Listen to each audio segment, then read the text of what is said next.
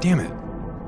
I started down one side of the hall, then after a few steps, turned around and went the other way. Tess, where are you? Shining the light in each room, I looked for a moment before moving on to the next. She was right here. Stopping for a moment, I listened for any sound. I thought I heard a faint voice calling out in the endless rooms, but no. It was a hiss in my ears, straining to find something in the silence. I called out again. Tess, come on, let's get out of here. Please, say something. I need to get help. Stopping, I tried to calm myself, return rational thinking to my brain. Was there something that could be used as a landmark, so I'd know which way to go? All I could think of was the room with the hole in the floor, leading down to the conference rooms and cafeteria. Which way was that? Every room had been almost identical. Rows of cubicles along the walls with computers. Typewriters. That room had typewriters instead of computers. Glancing in each room, none of them were different. After looking through a dozen rooms, I stopped. Most of the places we went into, we wiped dust off the screens to read them. That was it. I just had to find those and I'd be able to backtrack. Turning around, I counted perhaps 20 rooms, then entered one. Again, some of the cubicles were glowing, but none had been cleaned. Grunting in frustration, I moved down to the next, then the one after. None of them had any cleared monitors. Keep looking. It's got to be here. Another handful of spaces were the same. Tess! I called out, hoping in vain for a response this time. My head began spinning, the dirt-caked walls going in and out of focus. Keep going. You have to get out of here. Go get help for Tess. Sighing heavily, I sat at one of the computers to settle myself. Though it was difficult, I could just manage to read the message that had burned itself into the glass. Boy and I are going camping this weekend. Feel like coming along? Wait, hadn't I already seen this? I went to the next powered screen. The unholy demons have been released and made this their home. My heart pounded as I went to the next computer. Only thing I like about here is the Taco Tuesday buffet. These were the same messages I had already read, but the screens were still covered by years of dirt and dust. Running into the next room, I began reading the computer screens in there. Boy and I are going camping this weekend. The unholy demons have been released. Taco Tuesday buffet. I ran into the hallway, down the corridor, breaths coming hard and fast as my legs pushed me forward. Reaching an intersection, I stopped, panting. The hall went to the left and right. Cursing loud, I looked behind, seeing the way I'd come stretching into the dark with endless rows of doors. Surely, I had run past the room that led down. Far away, at the edge of the light, one of the doors opened. Tess? Is that you? Still breathing hard, I began walking towards it. Tess? When I came to the door I had thought opened, I blinked. It was shut. Turning around, I saw all the doors behind me were still closed as well. I ran a hand over my face. Must have just imagined it. Shining the light back to where I'd come from, the hall stretched further out of sight. Wait, the intersection was right there. But there was no intersection at all, simply the corridor continuing into the dark. A hushed groan escaped as I went back to looking at the computer screens in the cubicles. Boy and I are going camping this weekend. Stumbling into the hallway, I collapsed against the wall, head in my hands, sobbing. What the hell was going on? Where was Tess? How could I get out of here? In the distance, something fell, wood or plastic, I couldn't tell which. Looking around with my light, I couldn't see anything that would have made the noise. Probably just more rats, I kept telling myself. For an instant, a shadowy figure appeared at the edge of the dull yellow beam, then vanished. A chill ran through my body, making every hair stand. Before I knew what was happening, I was running down the hall. Ducking into a room, I slammed the door shut. Every cubicle had a glow coming from it. Looking at the monitors, they all said the same thing. I see you. My body shivered. Maybe there's a window I could climb out. It was a few floors to the ground, but at least I'd be outside, out of this place. The dull beam moved across both walls, and they were solid. No way out. Releasing a hesitant breath, I peeked into the hall, shining my light in either direction. Nothing except door after door lining either side. If this room didn't have windows, the others close by probably wouldn't either. Carefully, I started walking in the direction the intersection had been. After several minutes, I still hadn't reached it. Should have come to it by now. Quite a while later, I stopped, going into one of the rooms. All the computer screens were lit in here too, bright green letters typed across the gently curving glass. Getting closer. Flashing my light around the room, I caught the shadowy figure hunched in one of the cubicles. It ducked back almost as quickly as I saw it. From the corner of my eye, the text on the computer changed. Very close. Every part of me screamed to run, to get the hell out of here. Taking deep breaths, I focused on moving slow, trying not to panic. As soon as I was in the hallway, I kept walking, stepping lightly, listening for anything. Finally, after agonizing minutes, I reached the intersection and turned left. Going past a few doors, I entered one. More computers, but only a few were lit here. They had the same inter-office messages as before. A guy talking about a camping trip, someone ranting about demons, and the unbridled love of tacos. My vision was spinning, but I didn't want to sit and rest. There'd be time for that later. I had to keep moving. Stepping back into the hallway, I continued forward, one foot in front of the other. I felt as if they were falling in rhythm rather than taking proper steps. I didn't care. I just had to keep pushing and eventually find a way out. Get help to find Tess. Another T intersection, and another left. Shouldn't you have gone right? Shut up, I muttered softly so the shadowy figure didn't hear me. You're going around in a circle, just going to end up in the same spot, no closer to escaping. I'll go right at the next one. What makes you think there'll be a next one? I kept moving forward, ignoring my thoughts.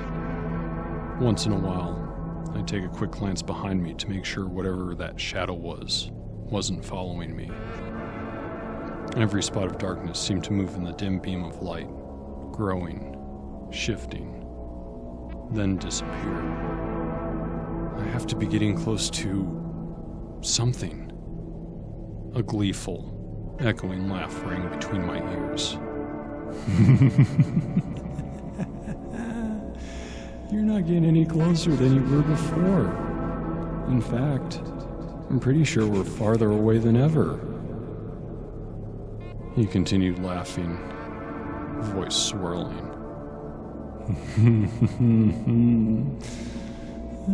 Much further. To my right, one of the doors was open. Hurrying inside, I searched all the powered screens. 2.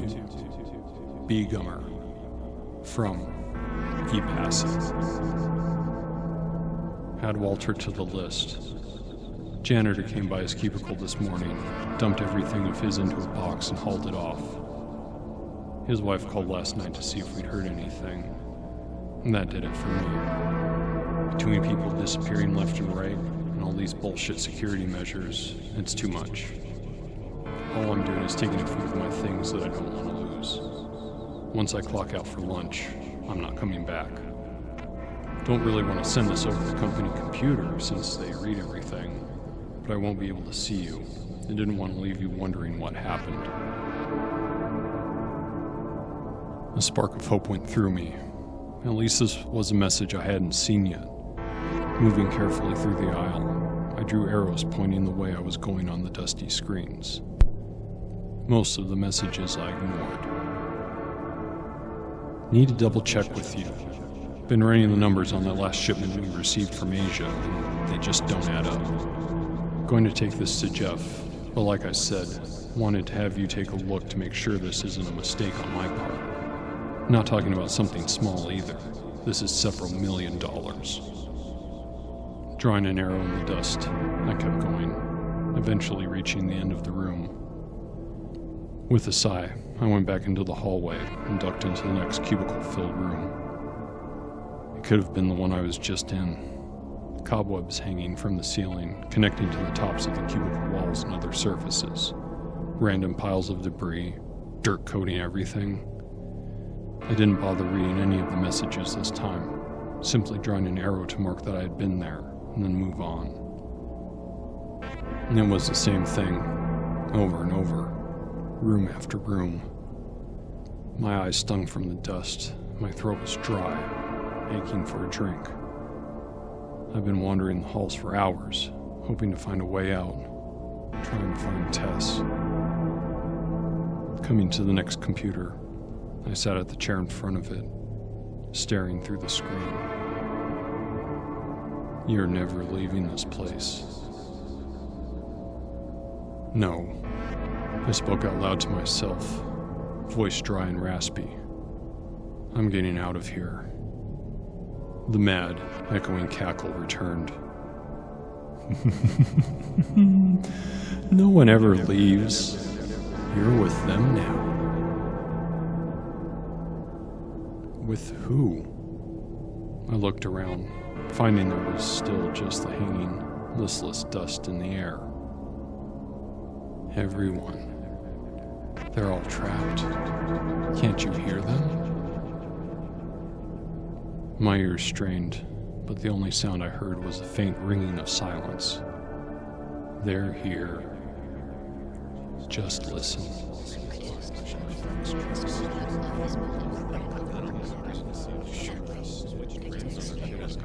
Several faint, overlapping conversations rolled through the dust-heavy air. Mundane, workplace chatter that I couldn't quite understand. No, that wasn't real. It was just my mind playing tricks on me. Like the figure I kept seeing in the shadows. None of it was real. Oh, it's real. All of them. Especially that thing that's been following you. It's still there. Tears ran from my eyes as I began laughing. The same mad cackle I heard in my mind. Looking out the cubicle, I saw skeletons walking around, shuffling about as they carried stacks of paper. Bony fingers clicking against a jaw if they thought of what to type next. 2 were leaning against a broken water cooler, holding cracked coffee mugs and gesturing in conversation. You'll be with them soon, just like Tess. I slammed my eyes shut, rubbing until I saw spots. When I looked up, they were gone. just the ruined office with dirt and cobwebs. Standing back up, I walked out of the room and into the hallway. I had to keep going, find the way out. A few rooms down, one of the doors was opened across the way. Standing in the frame was a shadowy figure, its shoulders hunched, featureless face fixed on me. Taking a step back, emerged into the dark and disappearing. Footsteps bounced off the walls as I ran. I didn't bother looking behind, and there was no point. I kept running as fast as my shaking legs would let me. Heavy breaths burned my lungs. Conversations from the people trapped in this hellscape returning, growing louder. The faint yellow disc of light bounced in my swinging hand, wildly shining on everything in front of me. At some point, my body gave out. Leaning against the wall, I panted, desperate to breathe. Mad laughter pressed from all around. Soon you'll be with them. I wanted to shout, tell myself I wasn't going to let that happen. Forcing my body to move, I continued down the hall, feet falling in front of each other again in a trance. It was agonizingly slow. I couldn't move it any faster. Skeletons started appearing once more, walking in and out of the various rooms, holding folders or more cups of coffee. One passed by pushing a janitor's cart. "Good afternoon, sir." It tipped its cap as it passed, one of the cart wheels squeaking. "Hi." The response was automatic as I watched it continue past. Closing my eyes, I rubbed my face again. When I opened them, the skeletons were gone once more. I kept walking. My mind screamed at me to run, but my body couldn't. It was barely able to keep moving at this pace. Countless rooms passed on either side. I ignored all of them. Why would they be any different from the others? I just kept moving down the endless hall. Time lost all meaning. It could have been days. It could have been a few minutes. Hell, it might not have been more than a few seconds. I didn't know. I didn't care. Off to the right, a passage appeared. Stopping to look, it ended a few feet later in what had been an ornate double door. Streaks of rust where the paint had been worn crept towards the center from either edge. Above was an ivory half-circle with an arrow at rest. To the side was a panel of rusted, brushed metal buttons. The same style as the elevator Tess and I had seen in the lobby.